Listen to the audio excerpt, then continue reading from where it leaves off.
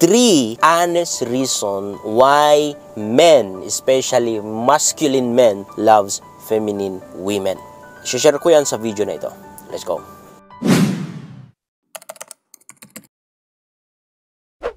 Before ibigay ko yung 3 honest na reason, is that sa mga hindi pa nakakalam paano maging feminine woman, ganito, it's not always pagiging mahinhin. Pero mas nagfo-focus ito sa pagiging vulnerable mo sa isang lalaki. Paano ba maging vulnerable? It means hayaan mo siya, open your heart, open your life for him to come inside you, into you. Stop pushing him away, stop being defensive, overcome your traumas or your fear na baka gagawin niya rin yung ginawa ng ex mo sa'yo or yung nakita mo sa families mo, sa ibang tao. May fear at may takot sa'yo na baka after mo na naging vulnerable is that sasaktan ka rin. Of course, you need to consider that. Because before you allow your man or before you allow yourself to be vulnerable to someone, it means wala kang tinatago. Alam niya kung anong nakaraan mo, kung anong buhay mo, kung anong something sa'yo kasi nga naging vulnerable ka na sa kanya. Before na gawin mo yun, you need to understand na may danger behind that. Because sometimes, people will use that or that person, your partner will use that against you. That is why you need to consider kung yung partner mo is mapagkakatiwalaan ba. Kaya nga napakahalaga na tignan mo kung yung kanyang history. Yes, we cannot judge a person, but we can say na kapag hindi maganda ang kanyang history, kung nandyan na yung pagiging manloloko niya, bakit mo pa siya papatulan? Bakit mo pa siya i-allow sa buhay mo? Once na you allow that and wala pang pagbabago sa kanya, then you are destroyed too. But at the end of the day, mga kapatid, we are designed na ang lalaki ay maging masculine at ang babae is maging feminine. Yes, marami po sa inyo ang nasasabing I'm strong and independent woman. But no matter how strong you are, no matter how independent you are, at the end of the day, you need a man. You cannot able to have everything na ikaw lang. May mga bagay na kami lang ang kayang makapagbigay sa inyo. Yes, marami kayong bagay na kaya nyong gawin na ginagawa rin namin.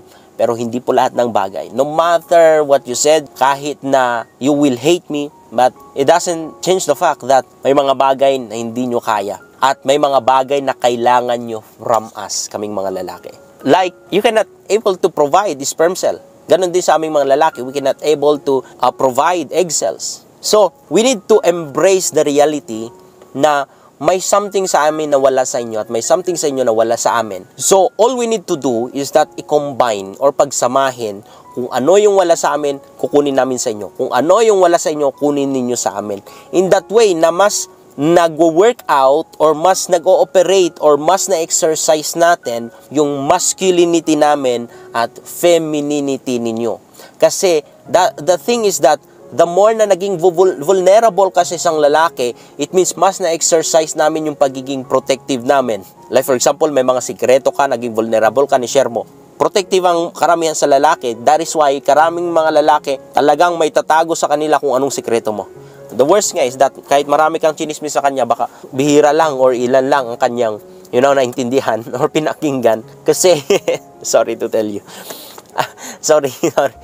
Kasi, nature namin to protect you from your secrets, from your past. In that way, mas nagfa-function tayo according sa design ng Panginoon sa atin. Okay? So, i-share ko na sa inyo kung bakit kaming mga lalaki is that na-attract sa babae. Number 1, whenever that a woman gives her femininity, we can able also to exercise our masculinity. Like, hindi mo kayang magbuhat. So, allow him to come and tulungan ka magbubuhat. In that way, natitrain namin yung pagiging masculine namin, yung pagiging lalaki. May mga bagay na, like for example, uwi ka from your work, sa school, at gabi na, allow him to come. In that way, mas na-exercise namin yung pagiging protective namin. Or, when you are short financially, allow him to know. Maging vulnerable ka, ask him. There's nothing wrong with that. In that way, mas na-exercise namin yung pagiging provider namin. Yun nga lang sabi ko, huwag nyong sobrahan, okay? Of course, may limitation ng lahat. Especially kapag hindi mo pa asawa. Pero kung asawa mo when it comes to sex, when you need sex, when you want sex, then allow him to come and to lay down with you. When you have secrets, when you have past, I-share mo sa kanya kung meron kang mga tao na sama ng loob sa ibang tao or meron silang ginagawa against you, i-share mo sa kanya and ma-exercise niya ang pagiging masculine niya na mag-protect ng secrets and then ipoprotect ka. In that way, mas na-exercise namin yung pagiging lalaki namin. At yun actually yung nagtitrigger sa amin to love you more because nagkakaroon ng connection between us. The more na connection at mas malalim na connection, the more na mas matibay yan kahit anong klase ng bagyo, struggles, temptation ang darating, magsusurvive yung relationship niya. Yun ang katotohanan.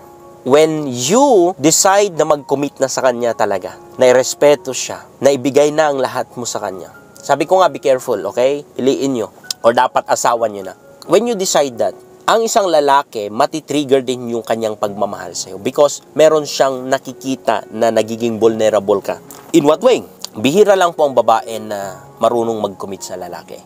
Because whenever that nag-commit ka sa lalaki, it means mas mababa ka sa lalaki. Not because mababa ka talaga, pero you allow yourself and you get that position kasi at the end of the day, in God's eye, mas mataas ang position ng isang lalaki.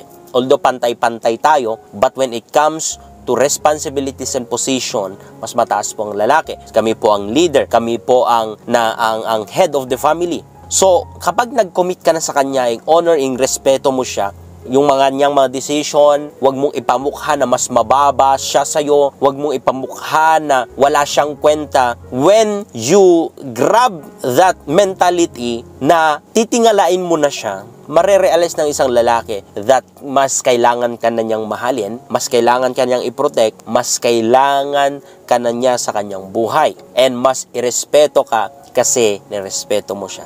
Yun po ang katotohanan, kapatid. Mahirap at parang imposible, pero itry mo lang na gawin and you'll see na ikaw din lang ang benefits. Okay? And number 2 na dahilan kung bakit gustong-gusto namin ng mga lalaki ang feminine energy ng isang babae is that mas nagiging playful at flirtatious kami. Because we cannot flirt to someone na defensive. But whenever na nagiging feminine ka, mas nagiging flirtatious kami kasi vulnerable ka nga, open ka nga, may respeto ka nga sa amin. Wala kang tinatago, you're not pushing us away from you, you're allowing us to be hero, you be your man. Nagiging mas playful kami. Nagiging mas marami kaming mga bagay na pwedeng magawa sa'yo because you're allowing it. Try mo na gawin yan sa mga babae na masyadong seryoso, sa mga babae na napaka-sensitive, sa mga babae na feeling lalaki na kaya lahat. Bilang isang lalaki, mahihirapan kami na gawin yun because we know at the end of the day, baka hindi kami ma-appreciate, baka mas ipamukha nyo pa na mas maganda, mas magaling at mas malakas kayo sa amin, we get disappointed. That is why, hindi na namin gagawin yun. Kapag nagawa mo yun sa lalaki at biglang uminto na siya sa pagbibigay sa'yo ng something, it means na disrespect mo siya, it means na disappoint siya sa'yo. So, if you allow him to do his thing and you appreciate him, mas nagiging lalaki kami, mas nagiging playful kami sa inyo, mas lalo kaming naging flirtatious sa inyo. Okay? In that way, nagkakaroon kayo ng connection. Ito ang pinaka-important, nagkakaroon kayo ng connection ng partner niya. Okay? And number 3, na reason kung bakit masculine men loves feminine women is that feminine women is more caring and sweet. No matter how strong a man is, ang hanap niya, sweet, malambing na babae. Hindi po strong and independent woman. Yes, I don't dishonor you, I don't disrespect you. Because naintindihan ko, especially kapag mga single mom, mga kailangan ng tumayo dahil walang lalaki na tumatayo sa kanila. And I pray for you na makahanap kayo ng lalaki at kapag nakahanap kayo ng lalaki magmamahal sa inyo, then babalik kayo sa pagiging feminine ninyo. Magbabalik kayo sa ituturing nyo na lalaki or mas lalaki mas nakakata sa inyo ang isang lalaki. Don't become a strong and independent woman because man doesn't need that. Mas kailangan namin, hindi ko sinasabi na maging mahina kang babae, ano po. Ang kailangan namin, sweet, caring, at ang babaeng nagdidepende rin sa amin. Of course, may mga situation na kapag nasobrahan mo, hindi rin maganda sa ibang mga lalaki. Pero yun nga ang sabi ko, the more na mas nagdidepend kayo, mas umaasa kayo sa amin na nagiging mas lalaki kami. Hindi ko alam kung naintindihan nyo, but I hope and I pray na itry nyo ang lahat ng to, and you will see, itry nyo lang Kung may positive na mangyayari, then continuously. Kung walang mangyayari, then balik kayo sa dati yung ginagawa. Maybe yan yung mas the best na para sa inyo. So, I hope na meron kang naintindihan sa maikling video na to. I hope that you are blessed. Please share this video. Please like this video. And shalom. Bye.